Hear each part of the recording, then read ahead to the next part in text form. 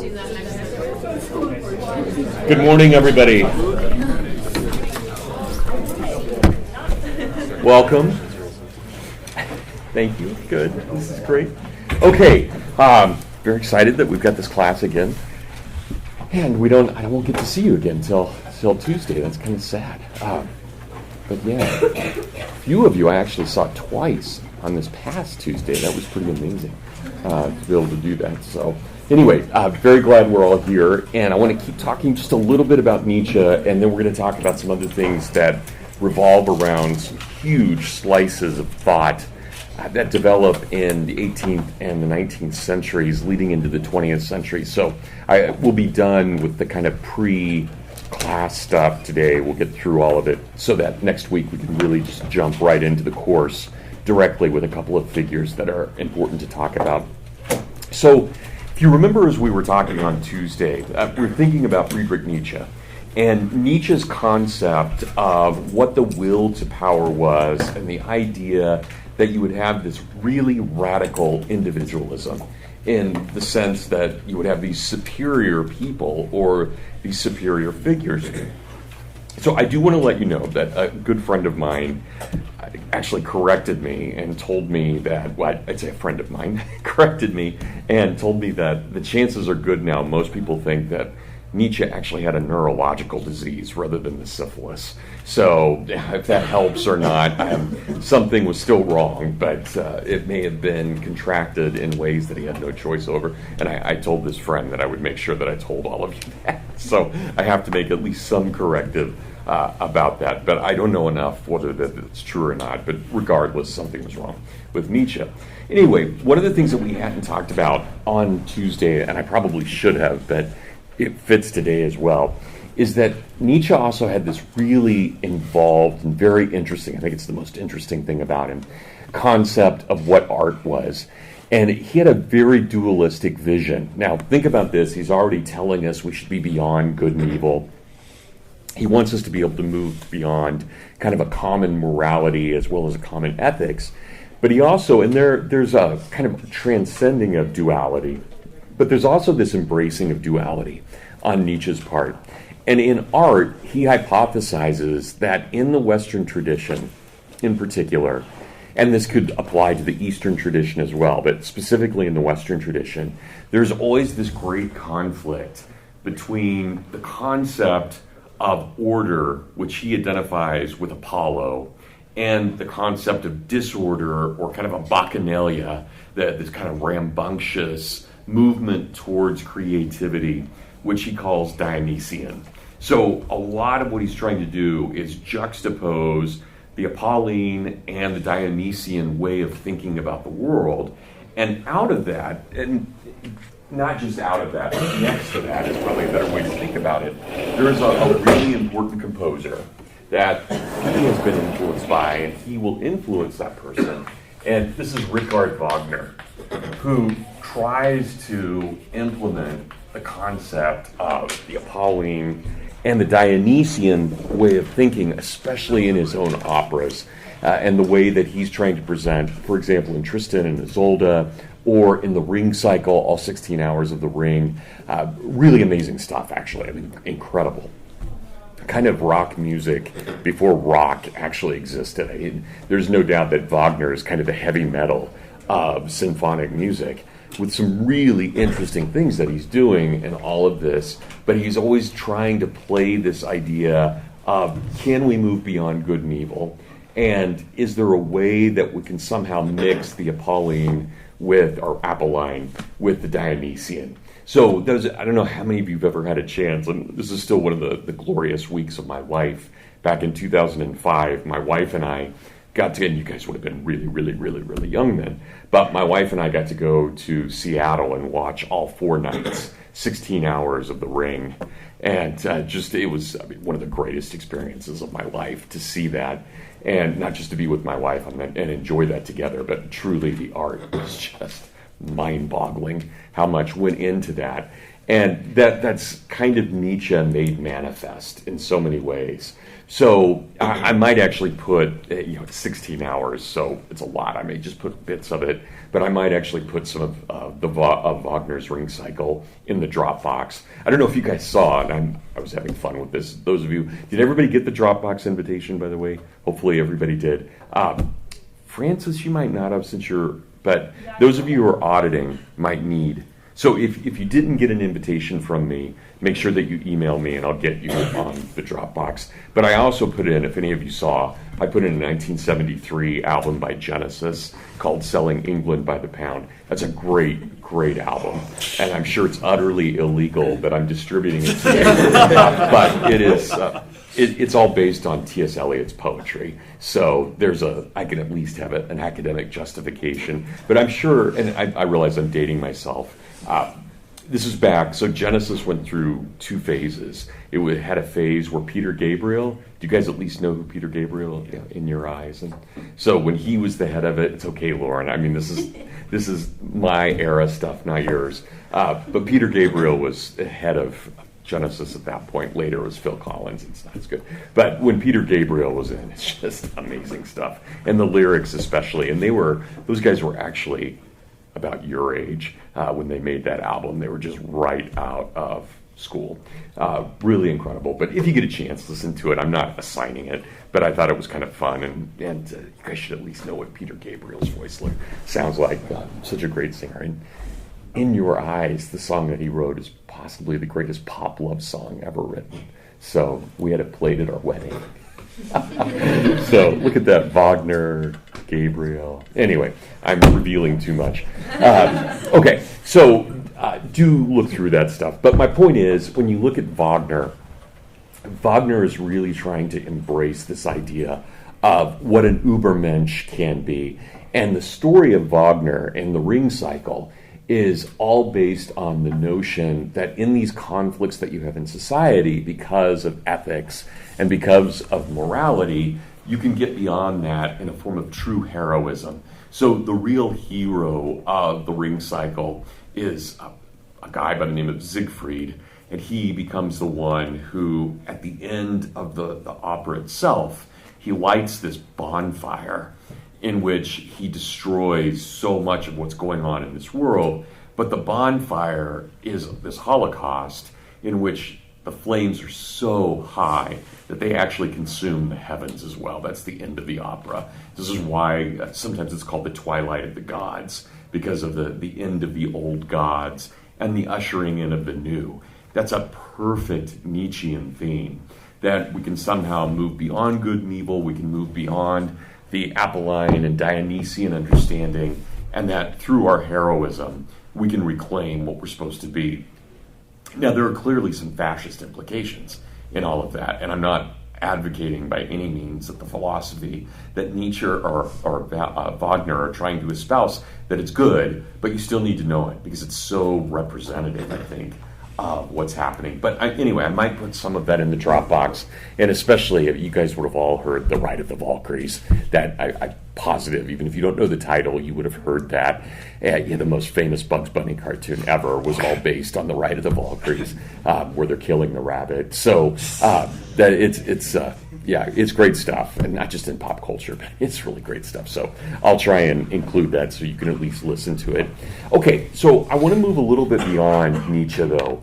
Nietzsche, as I said, I think is this critical figure for us, because so much of what we're going to be studying this semester is kind of the response to Nietzsche. And that gives Nietzsche a lot of power, and it gives him a lot of really, gosh, when we think about how much we're putting on Nietzsche at this point, and yet I don't think that's an exaggeration. So we're going to have to think about Nietzsche, but we're also going to have to think about how do we attack Nietzsche, or how do we challenge him.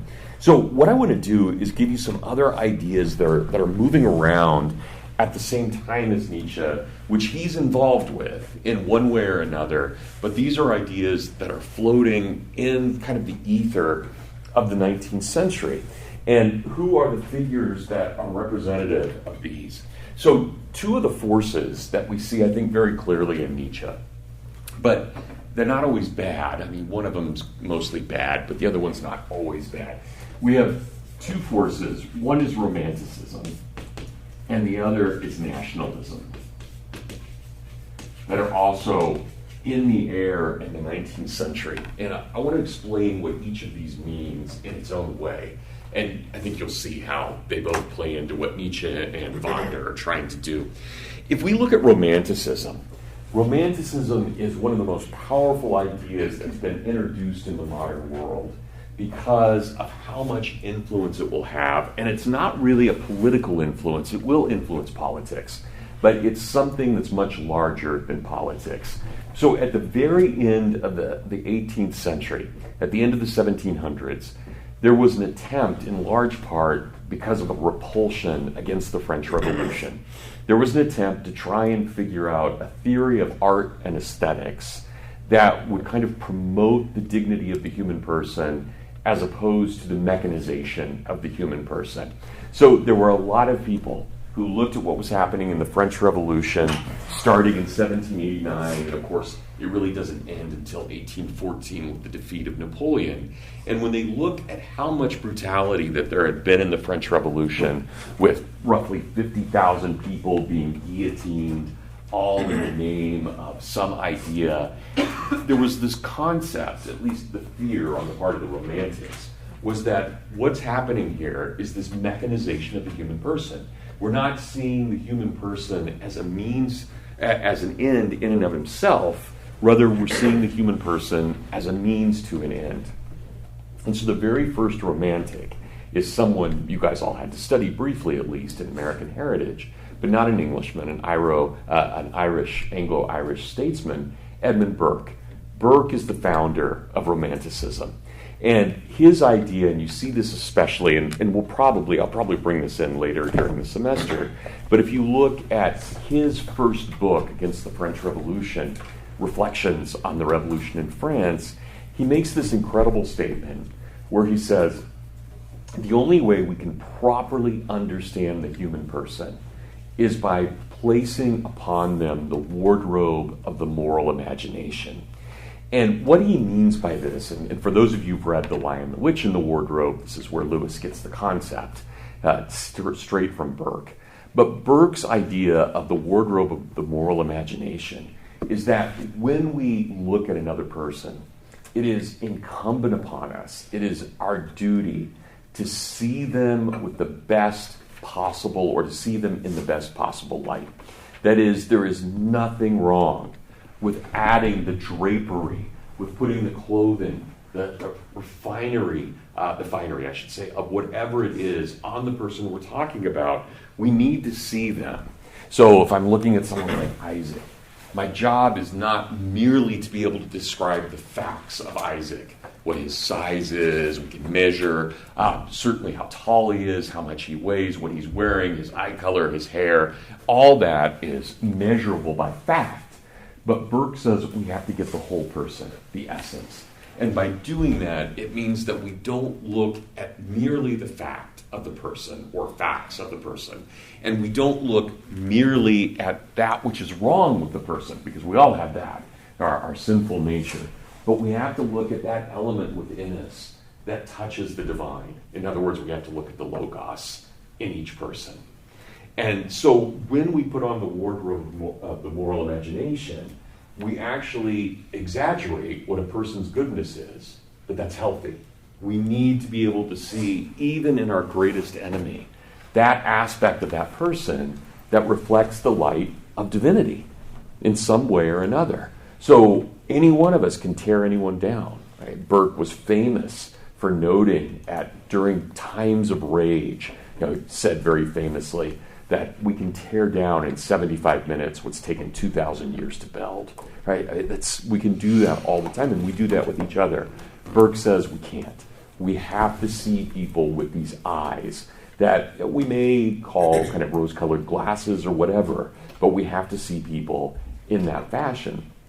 So when I see my little girls around, whether they're your age or whether they're in second grade, and I call them a princess, clearly none of my daughters are princesses in the sense that we think of with, say, British royalty.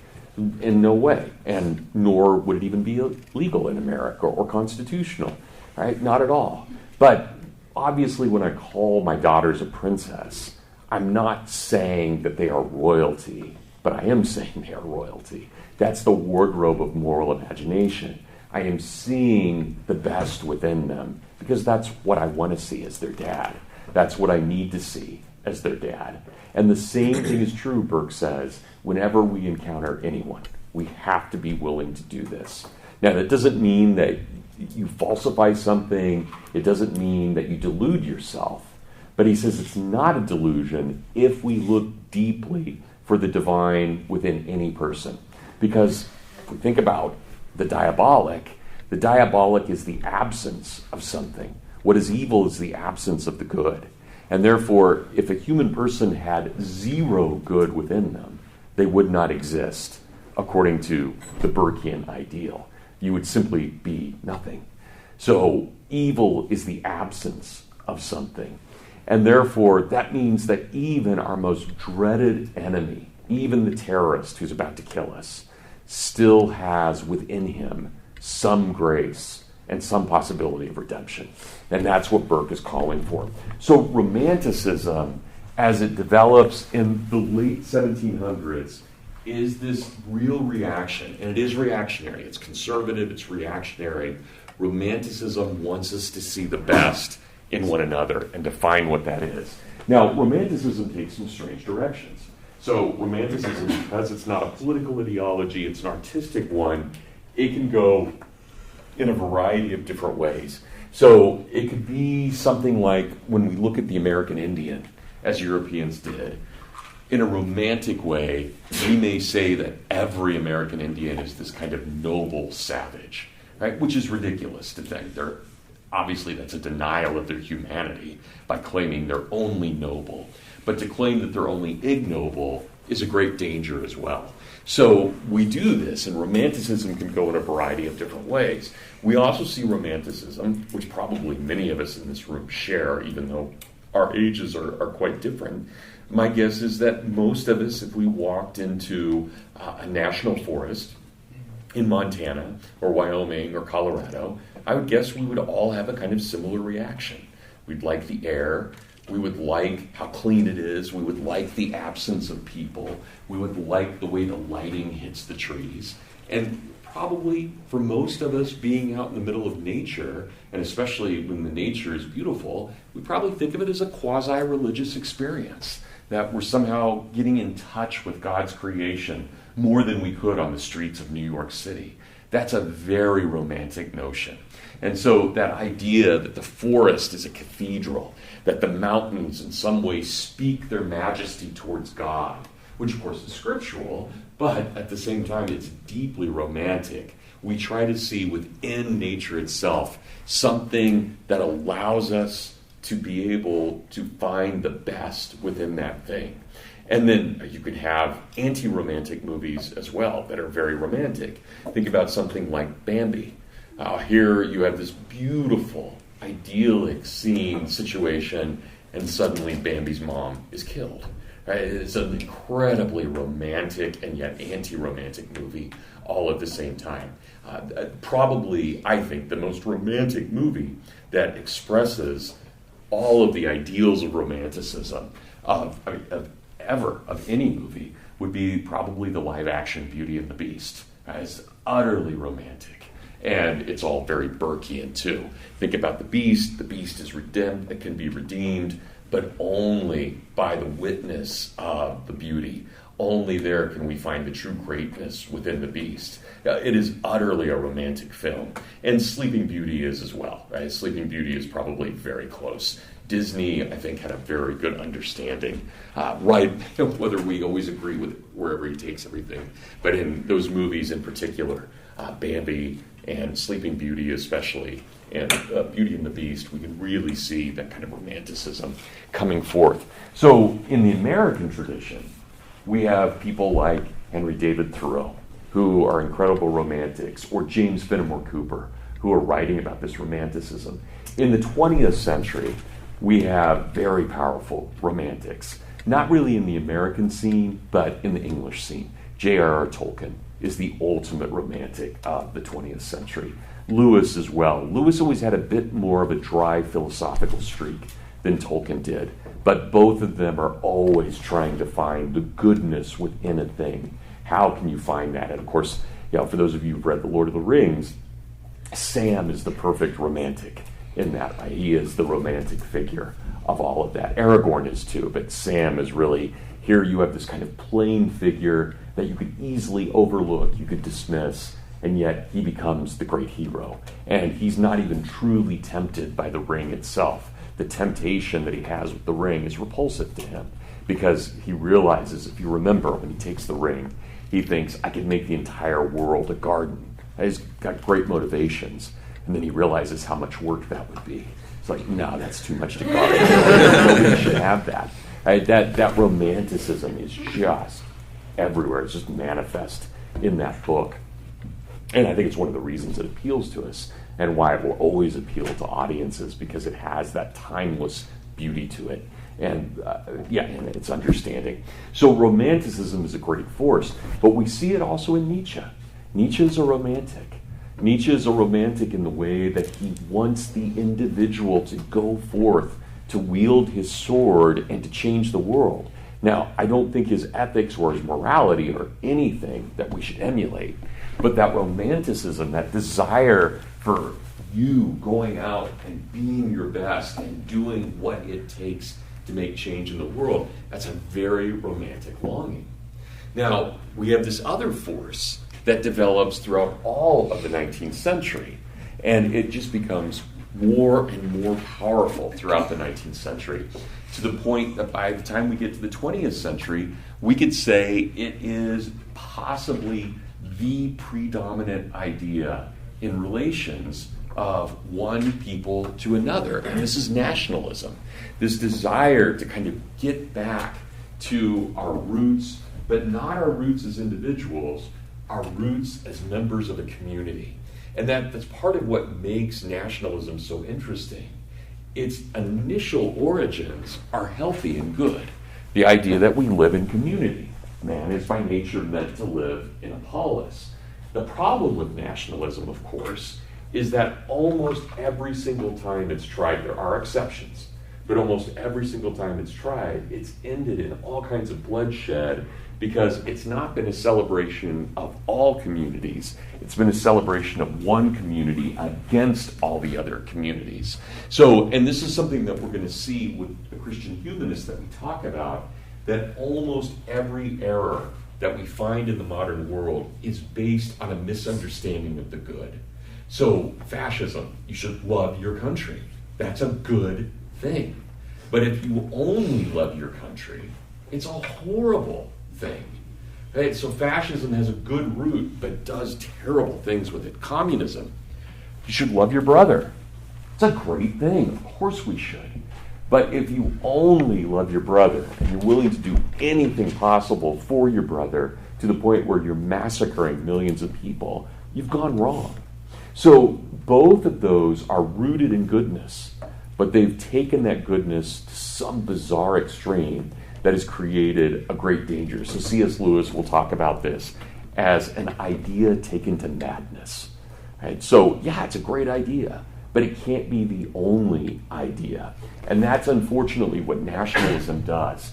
It tends to root people in a very specific thing at the exclusion of all other things, and it almost always ends in violence. There are two great counterexamples to this, and I almost hesitate to bring them up because they're outweighed by 1,000 examples that show how terrible nationalism is.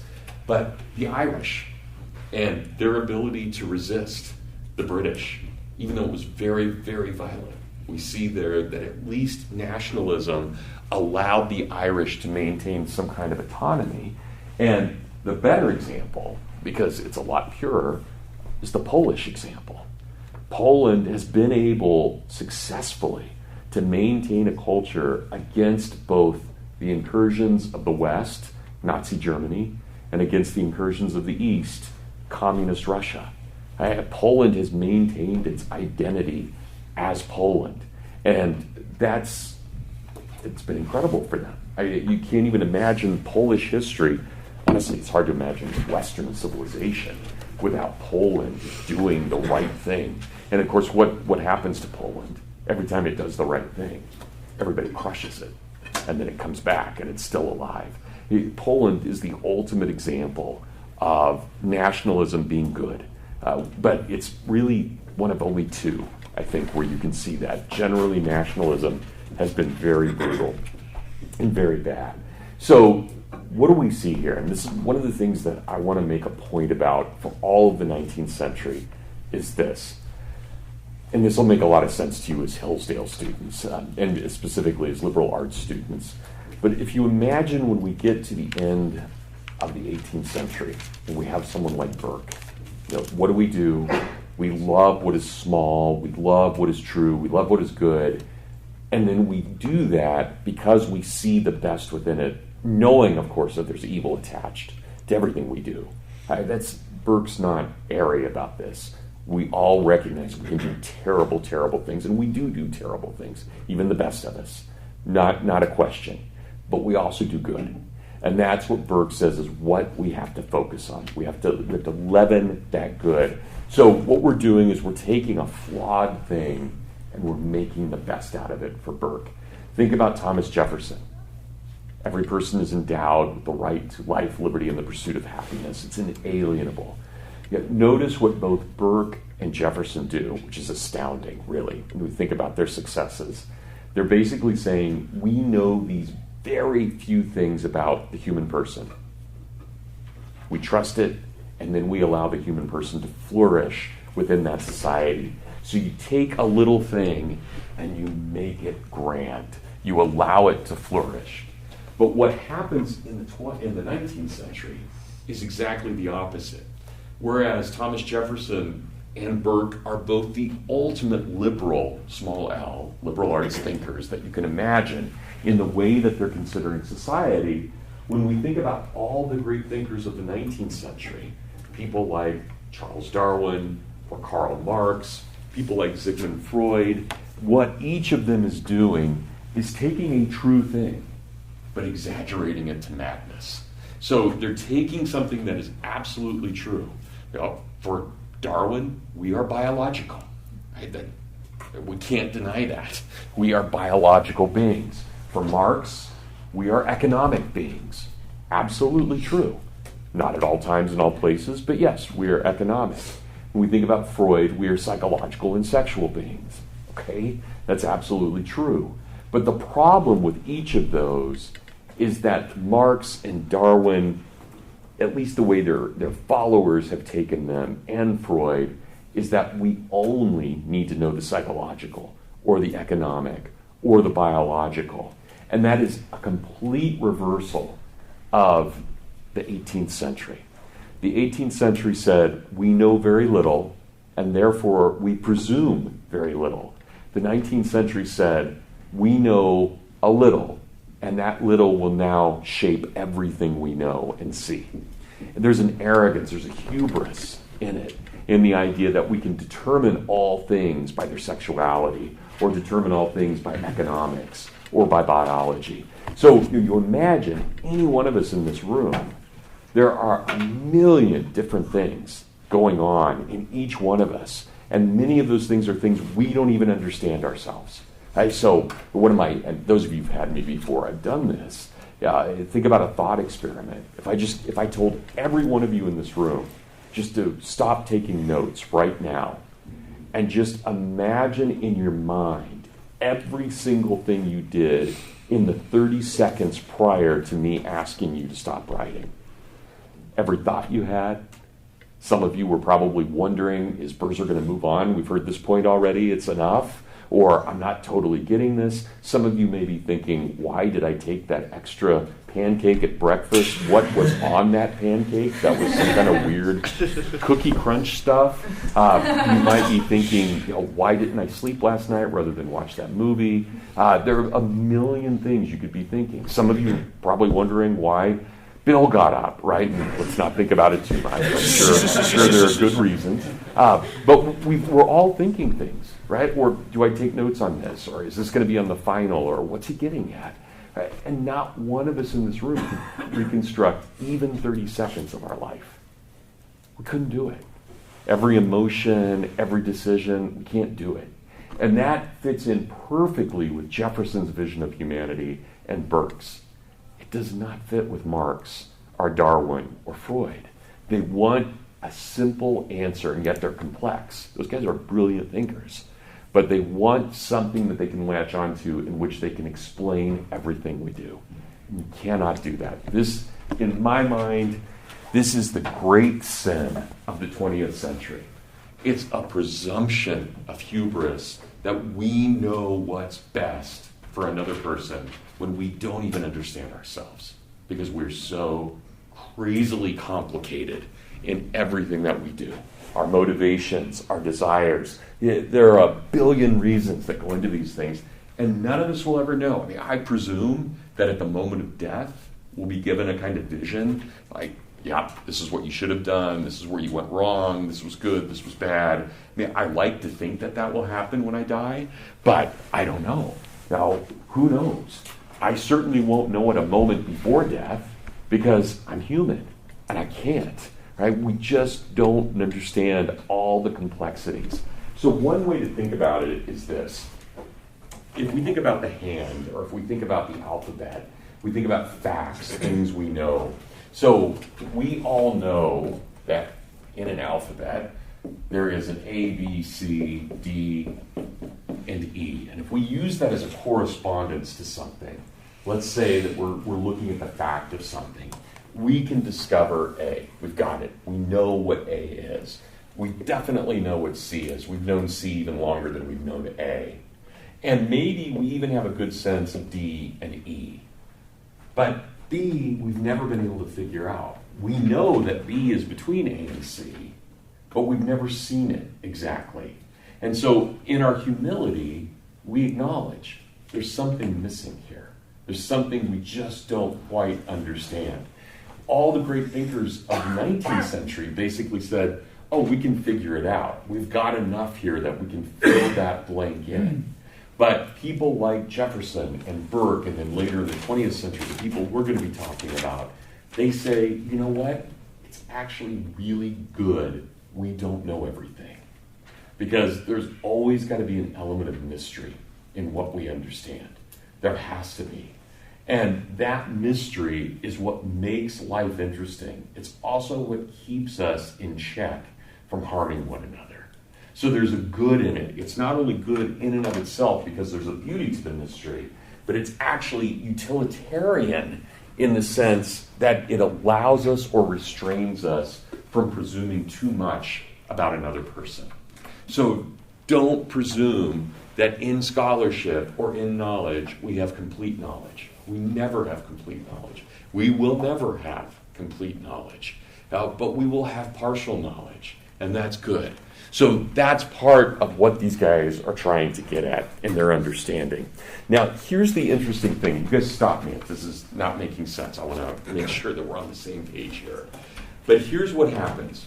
So when we're in the 19th century, we have all of these great thinkers, and I would never, if any of you have tried to read Marx. Marx is a very complex thinker. He's done his research. He knows what he's talking about. I don't agree with him, but you can't dismiss him as an aberration or a fluke. I mean, he's a legitimate thinker. Wrong, I think, but legitimate. Same thing, absolutely, and I have no scientific background where I can judge Darwin at all. I just none. Everything I know about Darwin, he seems like he was a really interesting guy. I sympathize with him in a lot of ways. Many of you may know he lost a daughter when he was a young man, and he never was able to overcome that. Part of his entire search in his life was trying to figure out and make things right in his own marriage. I can sympathize with that. Those are human things that are understandable. Freud had an interesting life as well. But again, in each of them, what do we find? We find that they're trying to narrow truth down to one set of ideas or one thing. They want to be able to answer everything. They want that. In other words, what do they crave? And we all do this. You do this, I do this too, and especially anytime we're in college or professors, we are naturally, this is our sin. We really think knowledge can solve all things. If we just knew a little bit more, if we could just find this piece, if we could just figure this out, we can solve all of this. We crave certainty and knowledge. It's one of the great tensions of humanity, that we crave knowledge so desperately. And we do all the time. We crave it in different ways. The people in Del Paul crave it differently than in Moss Hall versus Strossacker, but we all crave it. And we all approach it. We all try to find it. In this craving, what we find then in this kind of Gnostic desire, this ability to figure out all knowledge, the irony, and this is what we would call, in the development of these things, the rise of modernity. Modernity will come sometime in the late 19th century or early 20th century, but what we call modernity is a thing in which we have taken what was once liberal and made it all into tiny little pieces. A perfect example of this is Hillsdale College. And you guys have been here 21 years. I love Hillsdale. Love you guys. It's an incredible place to be. I wouldn't want to be anywhere else. But you think about something like Hillsdale College. Why do we have majors? We have majors because we've succumbed to modernity. If we didn't succumb to modernity, all of us in this room, you guys, not me, but you would all graduate with a BA in liberal arts or a BS, right? I mean, you're going to have one or the other, but it would be the same thing. We'd have the same course of study. You would take the exact same classes, not just one half of your classes being core, but all of them being core. Liberal arts says there has to be something holistic, but what have we done? We have a politics department. We have a history department. We have an English department. We have a biology. All of this we've broken down. We've categorized. That's what modernity does. Modernity, strangely enough, takes life, compartmentalizes it, and then compartmentalizes it a little bit more. So to try and explain this, I think the analogy of Hillsdale is a good one, but I also brought in something that we're going to talk about this semester more later, but he has such a good writing on modernity. I wanted to bring him up now. A guy by the name of Romano Guardini, and you will encounter him a couple of times during the semester. And just as a quick introduction, despite the name of Guardini, he is born in Italy, but he's raised in Germany, so he's actually a German, despite the unbelievably Italian name. And he's one of our most important figures in the 20th century for a lot of reasons. But what I want to read to you from now is from a book that's never been published in English. This has only been published in German. And I have a translation here of it, but it's not readily available, unfortunately.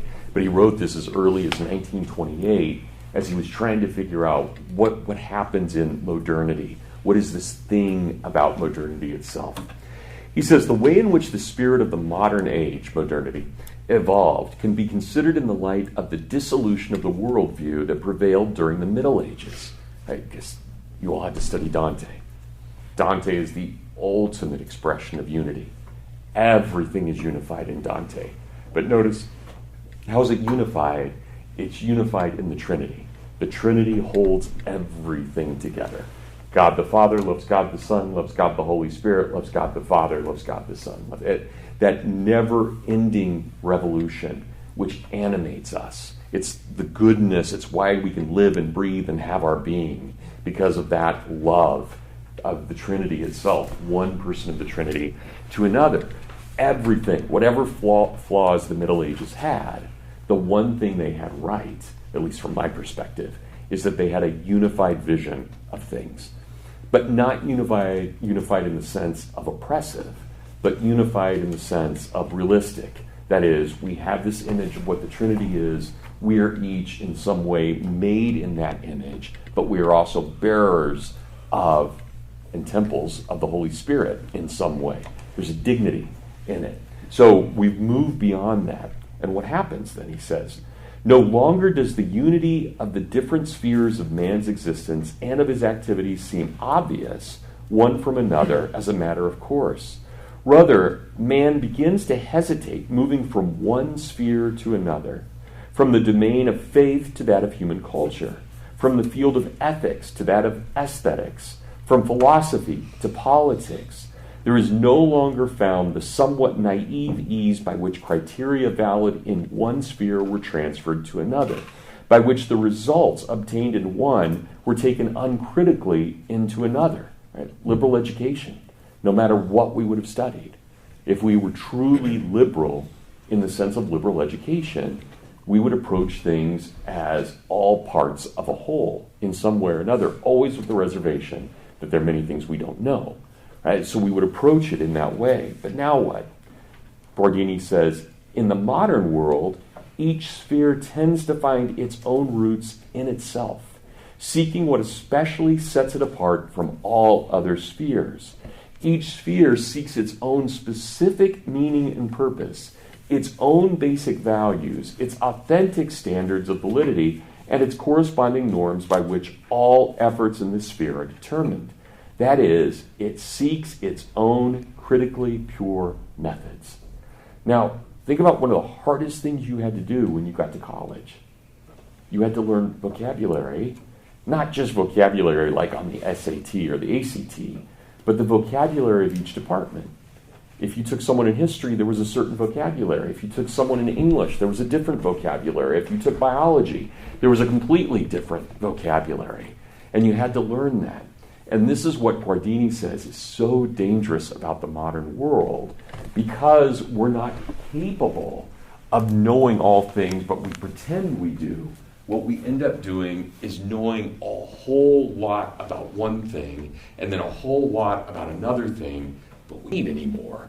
So we only can speak the language of sociology or psychology or of biology, but we haven't brought the humane to it where we can understand all things at once by understanding its relation to the human person, and if we can get religious for a moment, its relation to the human person as it's related to the Trinity. Right? So how do we understand those things? We've lost the moorings of man. So it's now not enough that I have an understanding or a basic understanding also in what I don't understand about the human person. Now I've got these categories, and I want to fill them. So if you can imagine, what is this? Think about Scripture for a moment. Think about how Jesus describes heaven as a mansion with many rooms. Well, that's great if it's all in the same mansion. But what if the rooms are all spread out in suburbia? What if it's no longer in the mansion? That's what modernity is. Modernity can't find the connecting thread to it all, but it knows really well what's in your garage. But it doesn't know what the garage is for beyond what's in there at that moment. So you know the facts of a thing. And again, if I think about Isaac, I can measure him. I can weigh him. I can determine what he is by simply looking scientifically at him or looking at him visually and trying to figure it out. And yet something's missing. I know all the facts about Isaac, but if I've never had a conversation with him, I don't know him at all, even though I've been able to observe all of this. And that's what Guardini says we do in the modern world. We know the facts, we forget the soul. We don't understand that thing which holds us all together. So again, to continue from what he says, thus the different spheres grow apart from each other, according to their subject and mode of operating, their constitutive value and specific method. Now, I can guarantee this is true in the university. If I went to a conference right now about sociology, I would have no clue what they're talking about because they have their own language. Even though I don't think I'm an unintelligent person, I wouldn't know what they're talking about. And they would say the same thing if they came to a history conference. What kind of vocabulary are you using? What you don't know. And that is what Guardini is getting at. This often is accompanied by severe struggles, tainted by an attitude almost always irreligious, in fact, or in appearance, and almost always against any sacred claim of order, tradition, and history. The specific character of each domain is consistently emphasized with ever greater one-sidedness and persistence, as seems the rule with contradictory human nature. Now, imagine again. Think about all the events we see on the news, and then look at Twitter, perfect example of this. We all saw the exact same thing on the news, and those who are on the so-called left and those who are on the so-called right saw such different things, they're not even talking to one another. In fact, they presume the other side is just evil because they're not even talking, really, to one another. They're talking at each other, but they're not talking to each other. There's this complete polarization of society. And it's not just there. It's happening everywhere in all aspects of society. But social media has really made it obvious in the way that we're divided. Social media can be great too, but it really, really shows us how divided we are. The specific areas begin to emerge. Science recognizes nothing except that which arises in methodical consequence from the quest for truth within its own sphere. Art, there is nothing except what serves exclusively the realization of its own values, the perfection and expression of its own form. Politics, no other aim but to maintain and increase the power and the welfare of the government. Commercial life, no standard and value are acknowledged which do not lead to a maximum in production and a saturation in material goods at the lowest cost. Ethics, as a pure doling good for the sake of good, grows out without taking into account any of its religious or secular concerns. Each domain asserts itself so emphatically that the unifying view of the whole is lost before each domain's claim to autonomy. So that's the great problem, that we haven't been able to maintain a cohesive understanding. And frankly, the only way we were ever able to understand a cohesive understanding of humanity was not by truth in terms of fact, but by mythology and story. None of us in this room can logically explain the Trinity. There's a mythic element to it. And I don't mean that's not, when I say mythic, I don't mean that it's not real. I mean that we don't have the ability to explain its reality. That's what myth, properly understood, is. It's why we tell stories. In the same way, I know for certain not one of my daughters is a princess. And I also know for certain, absolutely, that they're each a princess. Because it's that mythical element that matters so much in the way that I see them. And can it cause problems? Of course. I'm sure my daughters have errors that I don't even recognize because I'm their dad and I look at them through dad eyes, right? That I have no doubt about that. But it doesn't matter. Right? It's not saying that it's all completely accurate. It's saying we don't have the language to understand it completely, so this is how we put it. We put it in these mythological terms. In the same way, there's not one of us in this room.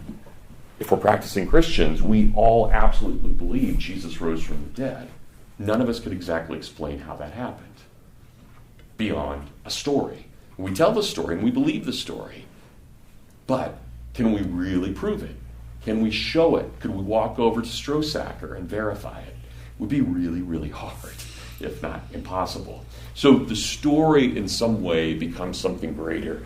And modernity, according to Guardini and many of the folks we're going to talk about, has lost the power of story. It's lost the ability to hold things together. There is no Lord of the Rings. Right? We can't tell that tale because it doesn't mean anything. So the people that we're going to be talking about all semester, they tell the tale. It's what they're trying to do. They want to tell a story. How do we do it? Well, Tolkien's vision was, if I want to tell the truth of the world, if I want to look at real ethics and real morality, I'm going to create hobbits, and I'm going to create Sauron, and I'm going to create, and this is how he does it. And it's why Tolkien always said he actually wasn't a creator, he was a recorder. He was writing down what had always been true, and he didn't mean it in the sense that there were hobbits running around. That's not what he meant. But the truth of Sam sacrificing himself for Frodo, absolutely true. The truth of Frodo sacrificing himself for all free peoples, absolutely true. So that's the moment, and that's the ability that we can have to pull these things together. So I don't know if I'll take the whole time today. There's one other thing I want to talk about, and we'll come back. I brought in some Chesterton today, but I think I'm going to wait till next week because I'd rather spend quite a bit of time on Chesterton. And there's some other things we've got to talk about too. But I want to introduce you to somebody today that I really, really admire. And probably of all the people we're going to talk about in this class, I'll make him number one of the good guys. So, and again, Nietzsche's brilliant, don't get me wrong. There's a lot great about him. But he really does kind of represent the ultimate anti-humane tradition in his radical individualism. So, of the good guys, the first good guy I want to mention is someone that probably, even those who teach Christian humanism elsewhere, and there are other courses, Notre Dame has them, and a few other places have it as well, they probably wouldn't start with this idea, with this guy, but I want to because he's one of my favorites. A guy by the name of Paul Elmer More. Anybody, we usually know him because of his association with others. Anybody know anything about More? Okay, so More was a professor of classics at Princeton. That was what he was best known for. He died in 1937. So he was born in the 1870s, died in 1937. So this is a guy, was a little younger than Nietzsche, about a generation younger than Nietzsche, was influenced by Nietzsche. But some of you, and this may actually, once I say this, you may remember, his best friend was a guy named Irving Babbitt, and you'll hear a lot about Babbitt in this class. Babbitt was a professor of French at Harvard, but also a philosopher. They're both philosophers, so they're best friends. And you guys you'll hear about them a lot now throughout our semester, but Babbitt and More we always put together, much like Lewis and Clark, and they're pretty much inseparable when we think about them, or Holmes and Watson, right? It's pretty impossible. Jim and Huck, right? It's just pretty impossible to separate them. But he's also a very, very close friend with T.S. Eliot. And this is where some of you may have heard of him before. He was extremely close with C.S. Lewis. So C.S. Lewis wrote of More that he considered More his spiritual god uncle.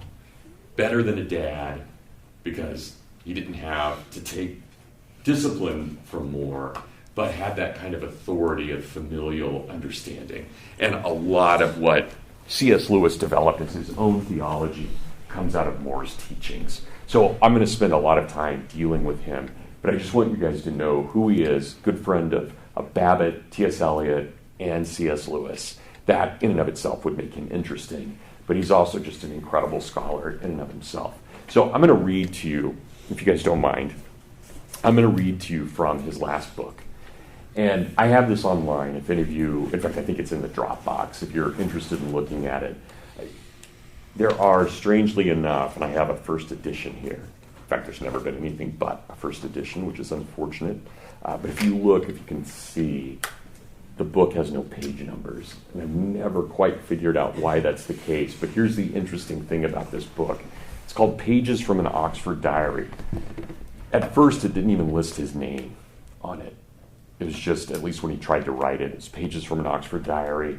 He wanted it to be a witness. And what he does in this book, so he's a hardcore atheist when he's your age. Hardcore.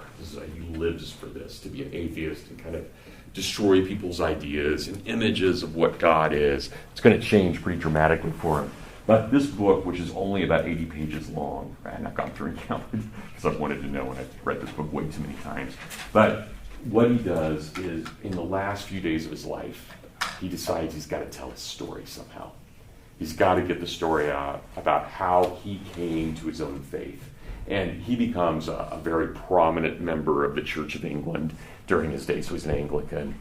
But interestingly enough, and I've wondered about this a lot, he never, ever took communion, not once, because he never felt worthy of it. So he died never having taken communion, though he was a regular attendant. And for those of you who are Catholic or Lutheran, or you understand what a big deal that is. I mean, any Christian will understand why communion matters, but there's something emphatic within Catholicism and Anglicanism that makes you have to wonder, wow, this is, why is he doing that? Why would he say that?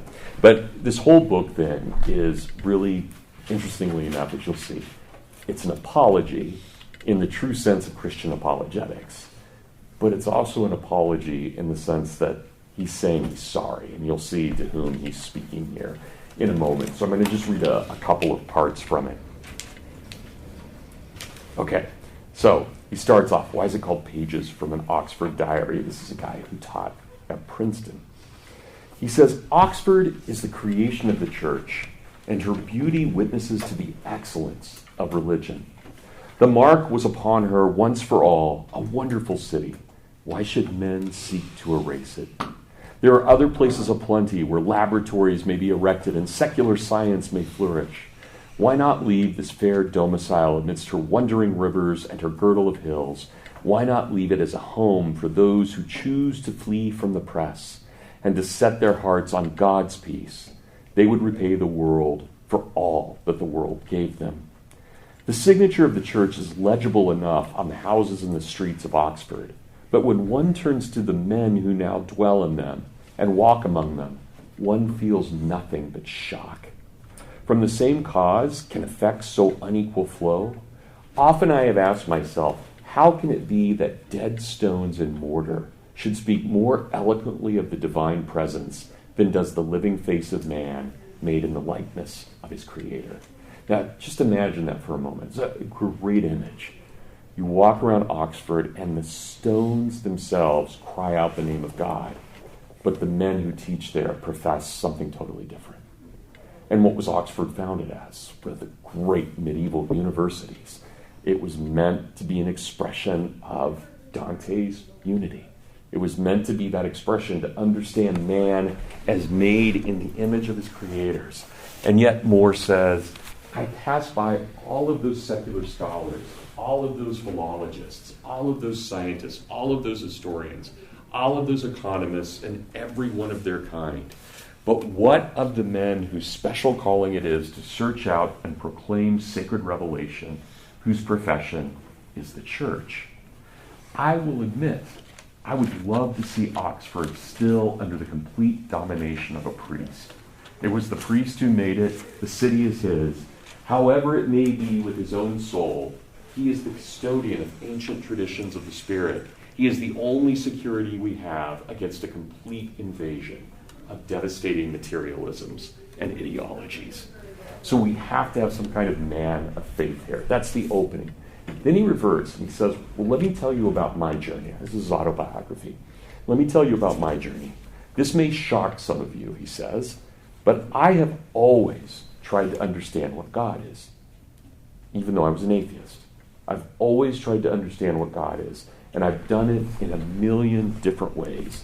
At the age of 8, at the age of 8, he was reading, a brilliant little kid, he was reading sermons, in particular reading Lutheran sermons. Notice the parallel with Nietzsche.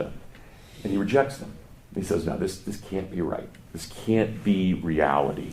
And he says from that age 8 on, he did nothing but pursue an understanding of what reality was without God, and yet there had to be some kind of God. So he says, the whole current of my thoughts have been set in one direction. All of my being from age 8 on was absorbed in a quest for God. I know now that as I was looking for a spirit world in which there is a capital L Lord and a capital M Master. I suspect that even my closest friends, even my most intimate friends at this point in life, still have no idea that this was my journey. It's very private. And by the way, I know this is the time, but you remember his best friend is Irving Babbitt. I mentioned him. Never did they call each other Paul or Irving once in their lives. It was always Mr. More and Mr. Babbitt, always. Even after Babbitt died, and More writes a letter to Mrs. Babbitt of consolation. He says, as you know, Mr. Babbitt was always my best friend. He goes through, but it was Mr. Babbitt, Mr. Babbitt. Amazing. And so he says, but how can this be? How can I be both an atheist and searching for God? He says, in my way I've come a great circle, and frankly, my end is close to where I began. I started by believing that theology was wrong at the age of 8. By the age of 12, I fell in love completely with Nietzsche and Romanticism. All right? So now we know where he's going. A brilliant kid. And then I realized by the time I got to college, I was bright enough that I could figure out a new philosophy. I called this project A New Philosophy, and I would prove once and for all that the world and the men are all the products of one great fatalistic law of chance and probability that I would discover. I would be the next great thinker in the world. And yet, no matter what, there was always something in me that I can only call a deep-seated interest in humanity. I could not reason myself into believing that men, no matter how much I wanted them to be, were only machines. And so once I discovered this, that men have some kind of will, I decided I would read every biography and autobiography and every collection of letters that had ever been written. I would compile a study of man. I would read through all of this, and the number would be prodigious, but it didn't matter. And all the while, I would be led on by some hope that in some autobiography or in some artificial revelation of the human heart, I would find the true surprise secret of existence. But what troubled me most in this pursuit was the fact that those who began their course with brave cheer and high confidence in satisfactions of success lost their courage as surely as the years gathered upon them. Almost invariably in the correspondence of writers and scholars and men of affairs, their last letters are always filled with open or ill-concealed despondency. So all these great men, no matter what they accomplished, in the end, it seemed to mean nothing to them. And what happens then from this point forward, and this is where we'll spend more time talking about this later, but Paul Elmer More is a Platonist. That's his love. He studies Plato. And he was probably the greatest Platonist of his day outside of Oxford.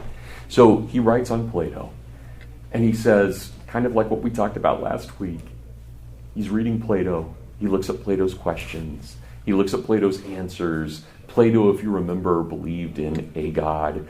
Plato believed that there were ways in which we remember things that we have never experienced, but we remember them because somehow in brief moments we get glimpses of what is eternally true and good and beautiful. All of this affects Paul Elmer More. And as he's studying Plato, he finds, I'm not satisfied with these answers. But what happened? Where did the Platonists go with this? He starts reading the Neoplatonists. He starts reading all of Plato's followers. And lo and behold, where does he end up? He ends up with St. Augustine. Oh, here's a Neoplatonist who's really interesting and who actually has answers to all of this. And that's what converts More, this ability. And so he makes, in his famous project, he writes a 5-volume history.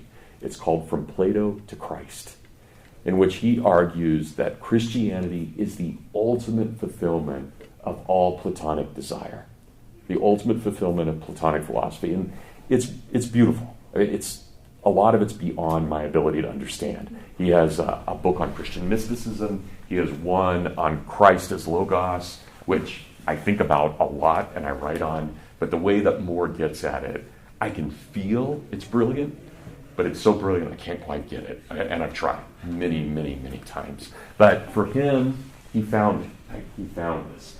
And so he gets to the end of his life. And as I said, he actually finished the last words in this book moments before he died. And he was sitting there. He had 2 daughters and a wife. They were all together. He's recording this as quickly as he can. They love him. They support him. And here are the last words. And I'll end with this today. So we'll end a few minutes early. But I can barely get through this without getting emotional. I don't think I'll get emotional today, but it is just such a powerful statement. So last words he ever writes in his life. And remember what he had just said. I always found all these great men were despondent at the end. Right? There was always that moment of doubt, or mostly, what did I do? Yes, I wrote 20 books, but none of that's going with me. Right? So what did it matter? Here's what he writes. And so I sit and wait with my daughters and my wife, and I sit and wait. I have never been idle, not in my work, which I have to admit now was costly enough to myself. It was probably costlier to my family. And I have to admit that almost certainly everything I wrote will one day be forgotten, if not immediately. Occasionally a dark cloud darkens my reflections, and I think of the vast ambitions that I had, that have now shriveled to insignificance as I await my end. But I take comfort in remembering that if I failed to move the world, there is always the possibility I succeeded in moving myself. Well, maybe. Now and then I querulously ask what profit has been gained from so much toilsome scholarship and learning, which in moments will be gone. But will it altogether vanish? Has it not somehow entered into the very fiber of my being, and will it not follow whither I go? At last and at least, the little kernel of wisdom, when all of the husks are stripped off.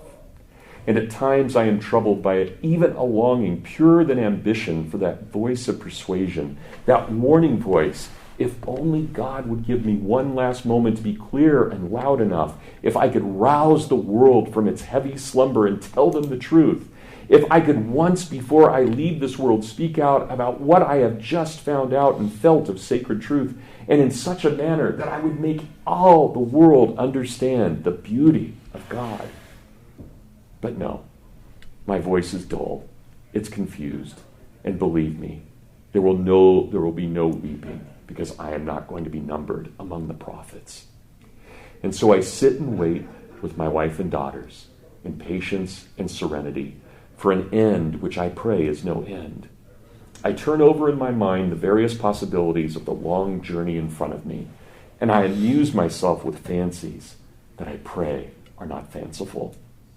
Only of this am I assured, that very soon, spirit to spirit, face to face, I will meet the great Lord of life, capital L, and I will fall down before him, capital H, and I will thank him for everything he has done for me. And then I will say, God, I am truly sorry for that which I left undone. It's incredible. That's humility in every way, right? From a great man, really great man. Okay, thanks, guys. Have a great weekend. I will see you on Tuesday of next week.